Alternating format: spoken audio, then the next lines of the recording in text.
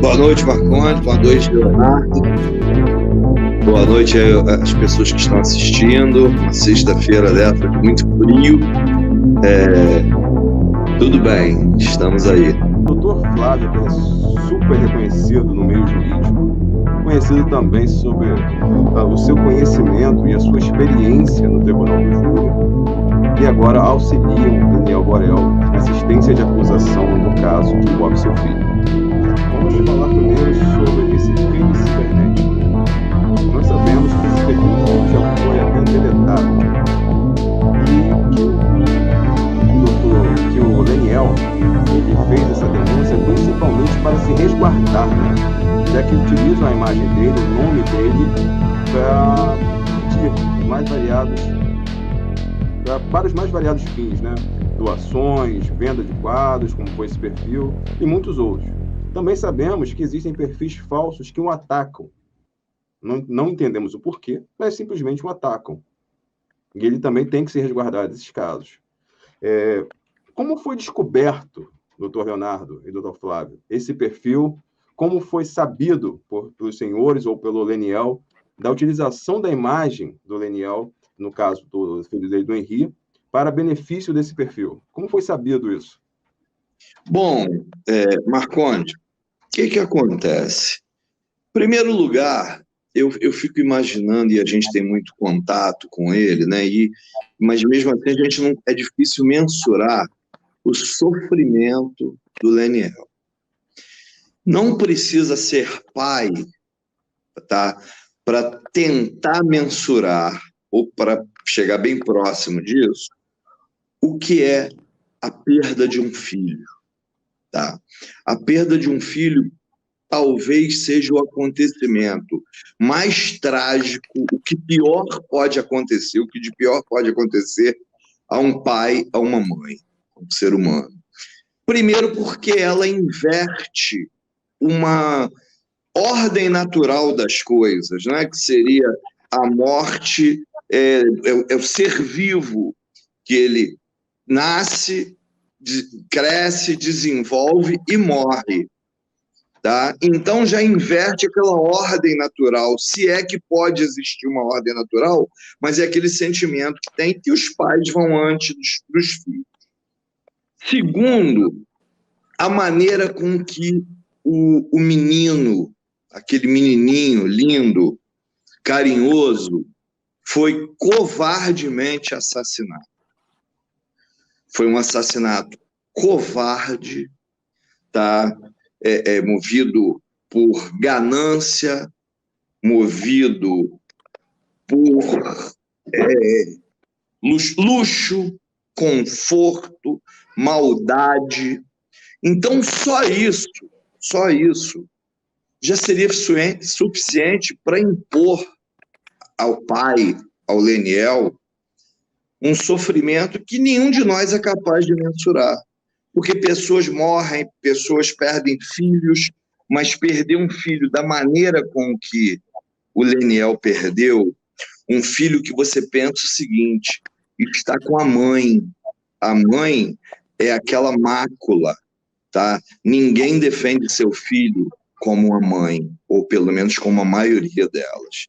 Então você é pai, eles estavam separados, eles se davam bem, e de repente, naquele lugar onde o pai imaginava que seu filho ia estar sendo cuidado, protegido, foi justamente onde ele foi covardemente assassinado.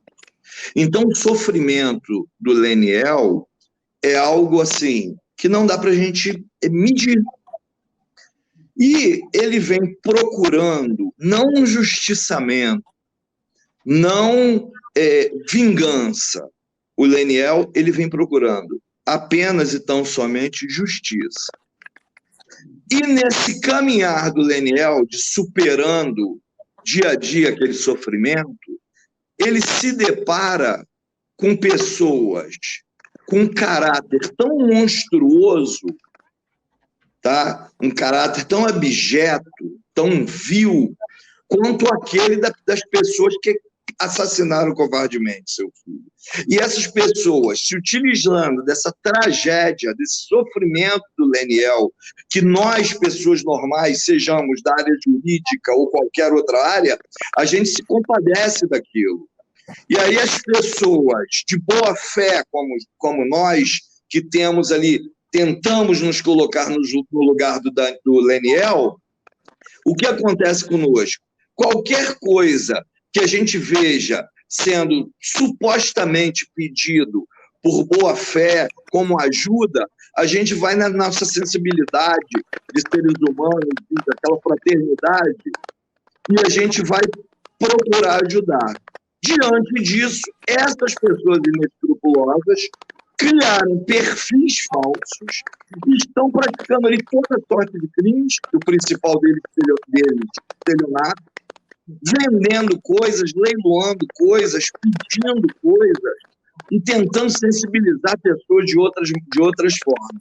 Ora, quem está de fora e não tem a noção daquilo que está acontecendo, muitas das pessoas, que também nós somos dotados de senso crítico, muitas das pessoas pensam que o Leniel está querendo se promover, o Leniel está querendo fazer comércio da vida do filho, e começam a criar aqui um preconceito em relação ao Leniel. Só que o Leniel não está procurando fazer nada disso. Então, qual a alternativa do Leniel e dos representantes legais do Leniel?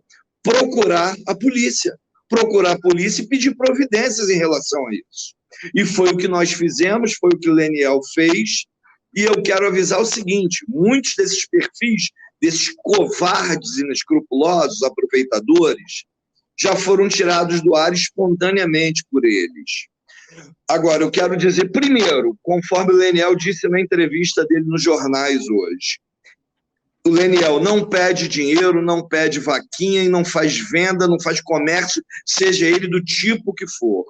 Primeiro. E segundo, você, pessoa inescrupulosa, que pretende fazer coisa parecida, esteja certo que você vai ser descoberto, que hoje os meios tecnológicos permitem isso.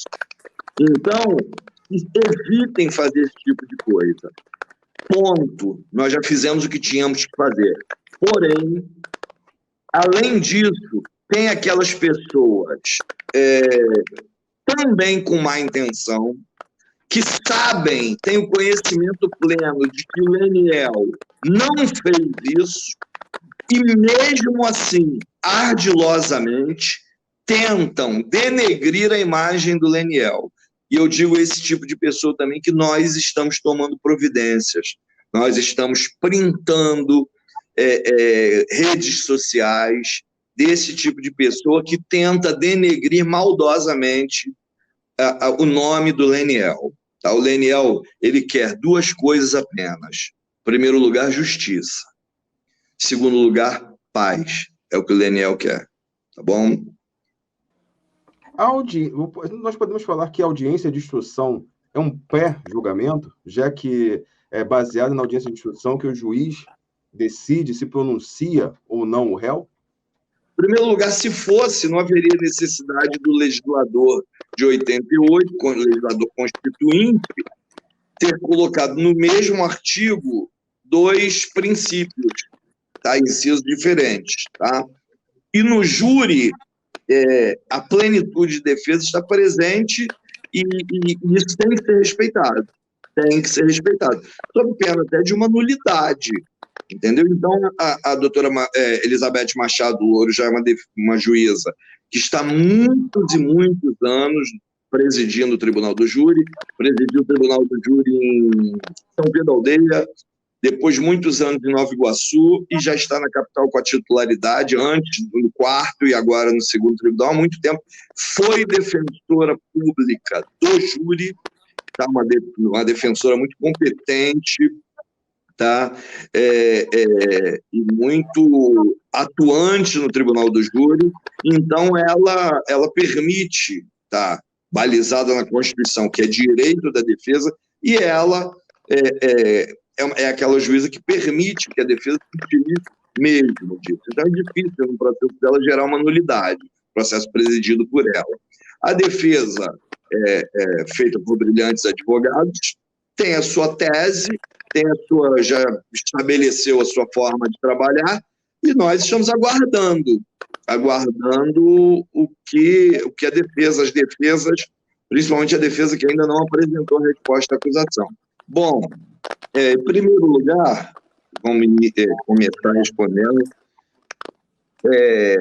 pela ordem cronológica da tua pergunta. Você começou falando que foi descoberto.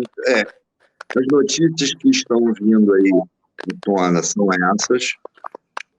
Eu acho o seguinte, eu prefiro não comentar por enquanto não estiver tudo esclarecido, mas é aquele problema, né? Amigo com influência criando problema para amigo. E essas pessoas, se forem pessoas membros da Polícia Civil ou do Estado, de alguma forma, essas pessoas terão problemas sérios. Quer dizer, ele matou, assassinou, os dois, né? Assassinaram, não satisfeitos com tudo, ainda tentavam, isso aí eu prefiro falar somente nos debates, mas quem estiver me ouvindo vai entender muito bem o que eu estou falando, né? Então matou e ficou horas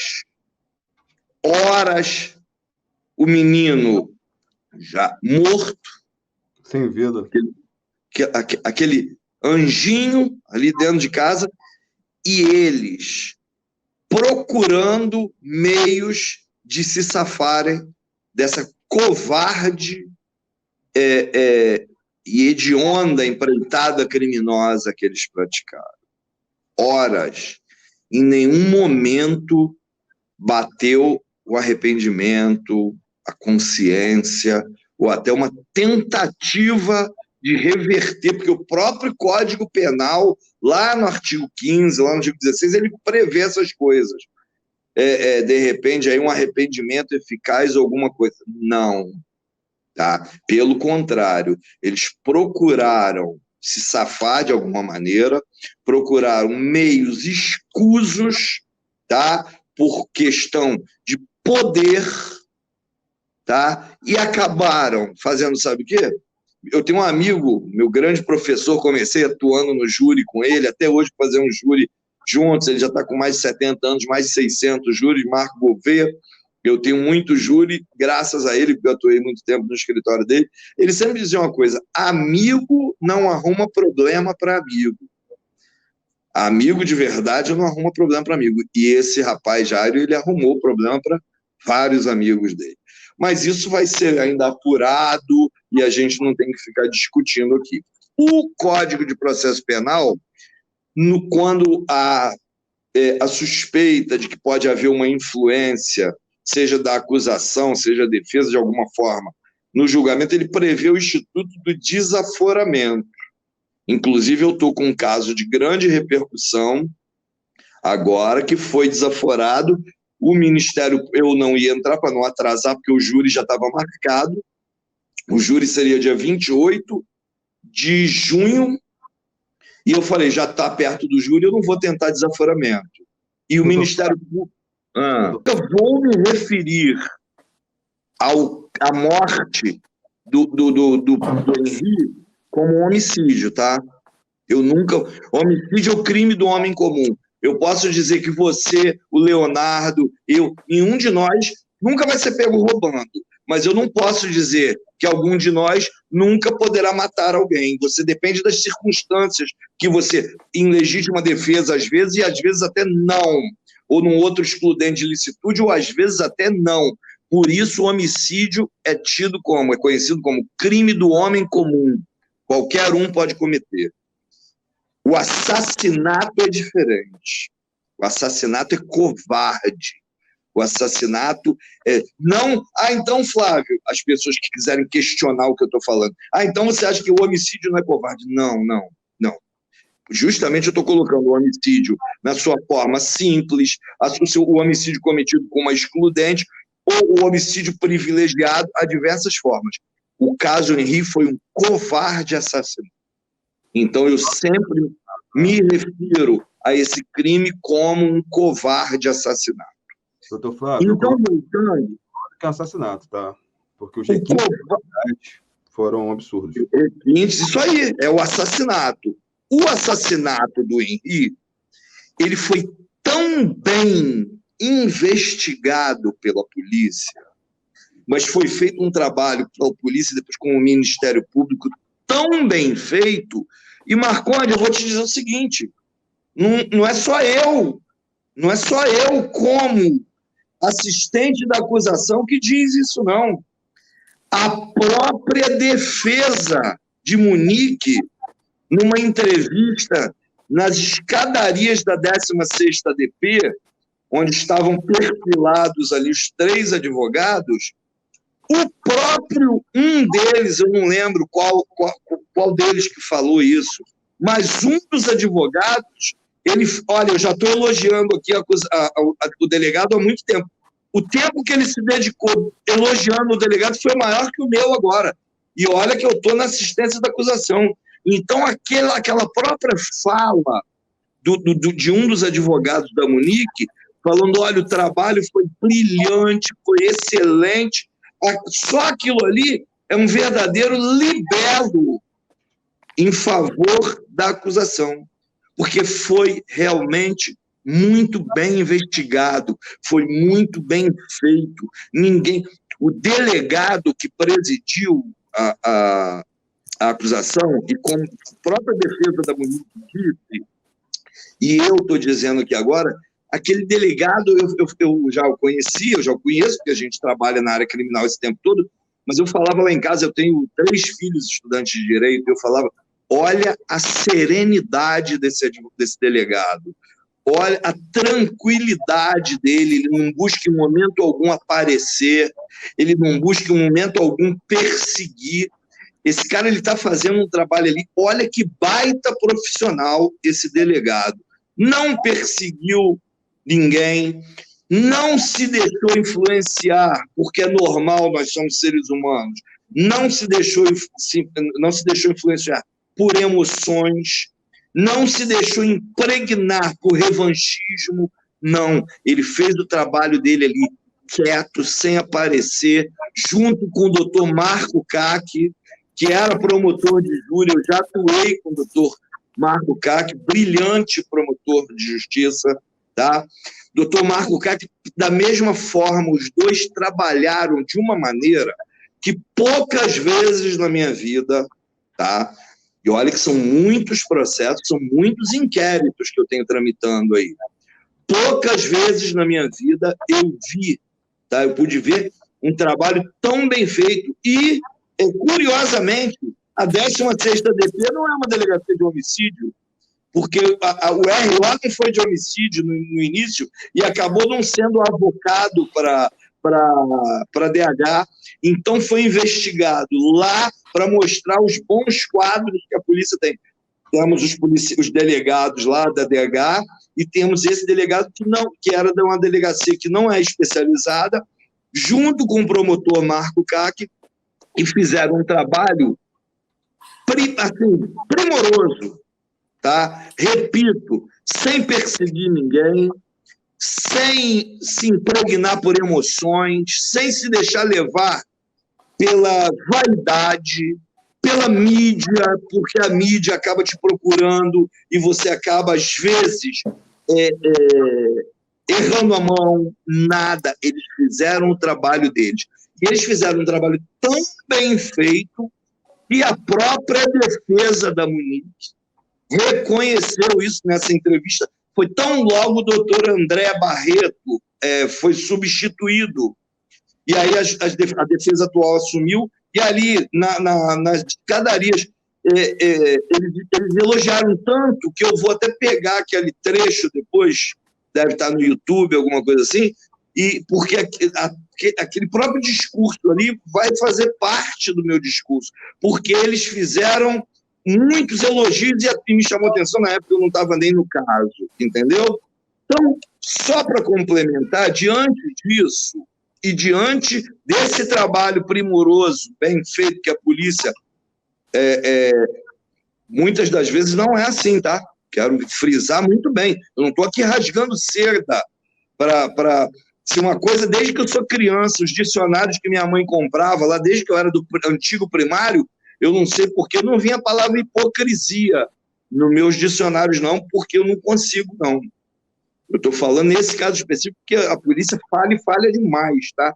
Falha muito. Mas esse caso específico, como outros também, óbvio, a polícia não só erra, ou não só acerta, mas esse foi um trabalho muito bem feito. Complementando esse trabalho bem feito, diante da quebra do sigilo do telefone do Jairo, a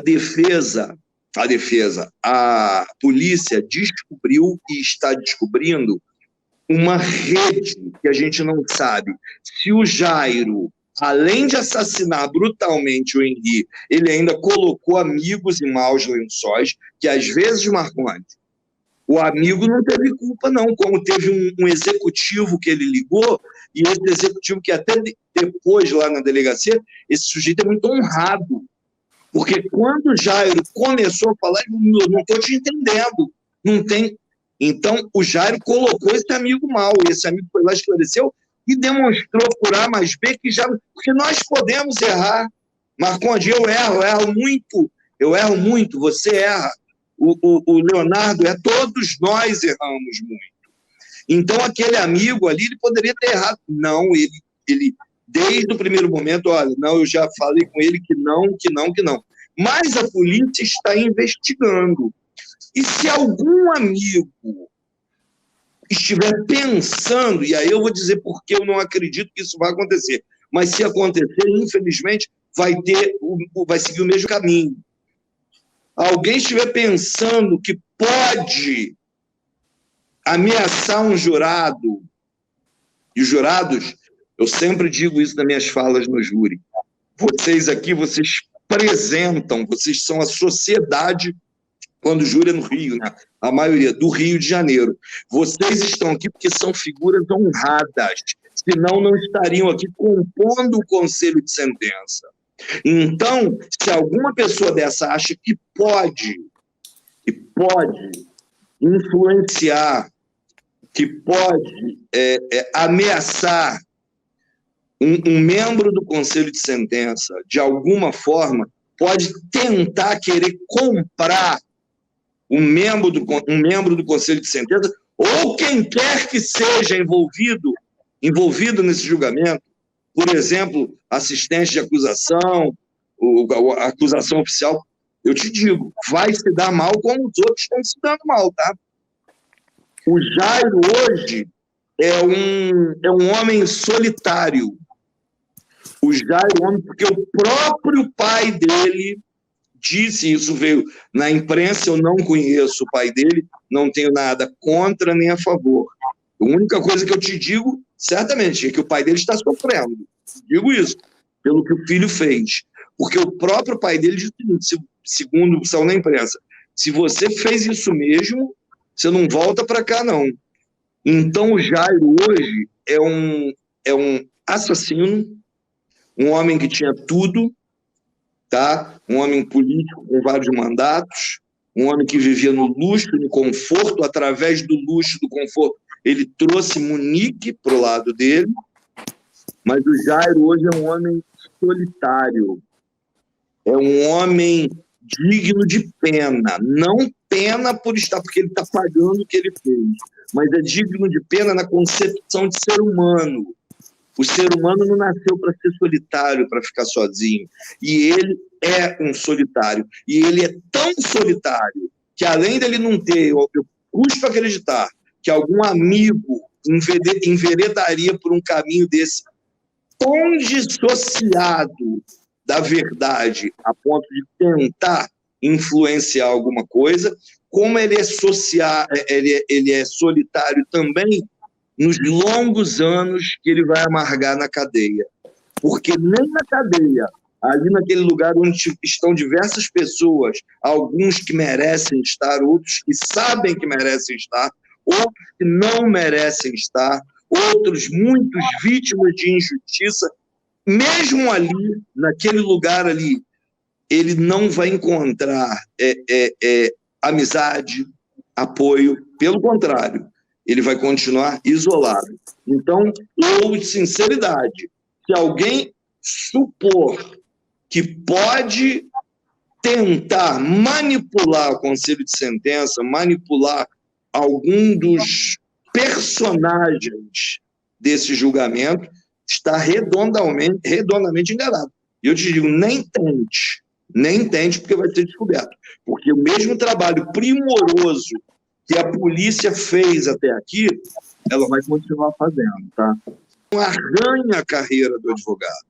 Basta o advogado entender o seguinte, que a causa é justa. E nesse caso aqui, eu entendo que a causa é justa. Eu não estou ali para fazer justiçamento, de forma alguma, e ali,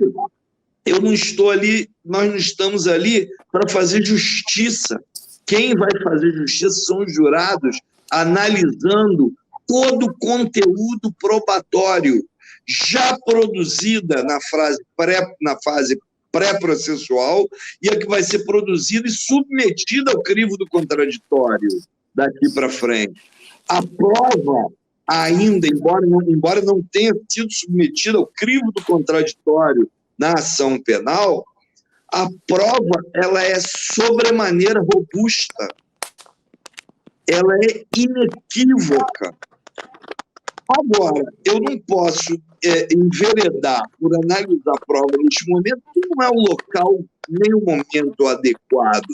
Essa nossa discussão de teses vai ser muito interessante, vai ser em plenário do júri. Em plenário do júri, primeiro nós teremos ali a AIJ, né? E depois, eu acredito, não tenho qualquer dúvida de que esse caso não será submetido ao júri, será submetido ao conselho de sentença, será julgado numa sessão de julgamento pelo segundo tribunal do júri, pelo conselho de sentença, e lá as teses serão discutidas. Sempre, cada um com a sua convicção, de forma aguerrida, como tem que ser, que não vá se esperar de um advogado chegar lá e não lutar pela sua tese, né, pela tese que vai apresentar. De forma aguerrida, de forma veemente, de forma contundente, com respeito entre os profissionais. Eu já atuei com promotores dos 4 tribunais, já tivemos discussões acaloradas, e eu tenho a certeza que nenhum desses promotores teria a infantilidade de achar que, porque num debate acalorado daquele, vai levar aquilo, como diz, as pessoas gostam de dizer, eu acho até bonito, não vai levar para o coração, né? O debate do júri, ele é um debate com respeito. Às vezes o debate ele sai pela tangente por uma coisa mais acalorada, porque é o normal do júri, mas aquilo não há nada de pessoal. Quem pensa diferente não teria nem que estar atuando no tribunal do júri. Já pensou? Eu vou lá atuar como assistente de acusação, doutor Braz, ou doutor Tiago, ou doutor Hugo, que são pessoas que eu admiro e respeito muito, e a gente vai travar ali um debate, e depois ele vai sair dali e me olhar torto, eu olhar torto para um deles, eu ou o Leonardo, porque nós travamos uma discussão no júri. Quem pensa dessa forma está no lugar errado. Eu não tenho nenhuma dúvida e eu tenho convicção de que estou, nesse momento, no lugar certo. Vou fazer meu trabalho que o Leniel e o Leonardo Barreto acreditaram em mim e me convidaram, me deram essa honra de participar desse processo. Eu vou fazer meu trabalho com dignidade, como sempre fiz, atuando, usando todo o conhecimento que a gente, o pouco, né, mas todo que a gente tem, né, o conhecimento que a gente tem, o que a gente tem de maneira de atuar no júri, sem desrespeitar ninguém, como diz Jorge Aragão, né, respeite quem pôde chegar onde a gente chegou, né? E a gente chegou muito bem, sem desmerecer a ninguém. Entendeu? Então, ali a gente não vai desmerecer. Todos os profissionais que estão ali atuando são dignos de estarem ali. Tá? Então, é isso que a gente espera. E o menor, a criança, aquele anjinho, né? Tão carinhoso, tá? Você vê as imagens, o carinho dele com o pai. Não gosto nem de falar, mas eu já sou avô, Marconi. Eu fui avô aos 39 anos. Eu sou avô. Eu tenho 6 filhos e uma neta, tá grandona. Fui avô novinho. Quando ela sai comigo, eu nem deixo. Eu não falo que é minha neta, não. Todo mundo são meus filhos. Mentira, tenho um orgulho disso, brincadeira. Então, a gente está ali para fazer o nosso trabalho. Ninguém merece ser desrespeitado, mas, infelizmente, foi uma coisa muito grave.